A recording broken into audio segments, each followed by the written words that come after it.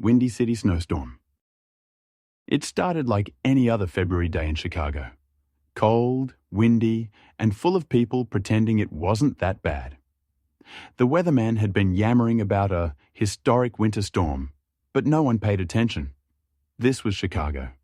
Snow, wind, ice, just another Tuesday. Then, at exactly 3:42 p.m., the first snowflake hit the ground. By 3:45, visibility was zero, and the city turned into a swirling white abyss. Office workers peered out of their high-rise windows, watching as taxis vanished into the storm like characters in a horror movie. Rush hour came, but there was nowhere to rush to. The highways became parking lots, with drivers doing the infamous Chicago sigh, that deep existential groan that says, "I knew I should have left work early." Some guy in a Toyota Camry tried to brave Lakeshore Drive, only to discover that, in a blizzard, it transforms into the Bermuda Triangle of traffic nightmares. Within minutes, inside a Jewel Osco, panic set in. Shoppers rampaged through the aisles, grabbing milk, eggs, and 30 loaves of bread. A battle broke out over the last frozen pizza.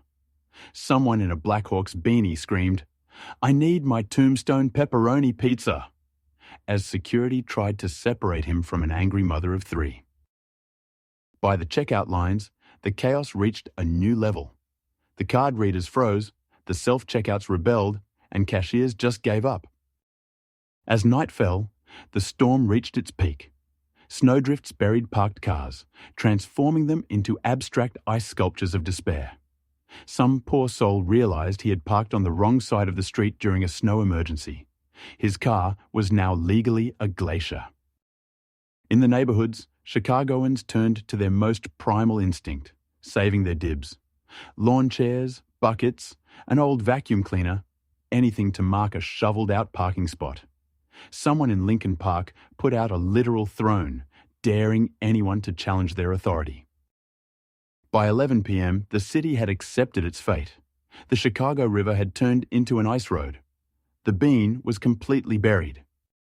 By dawn, the storm had moved east, leaving behind 3 feet of snow, a record-breaking wind chill, and approximately 7,000 cars that needed to be dug out. A guy in a parka stared at his buried Honda Civic, took a deep breath, and muttered, "Nah." Then he walked back inside and called in sick. The only real winner? That one guy who somehow, against all odds, still managed to get a hot dog from Portillo's.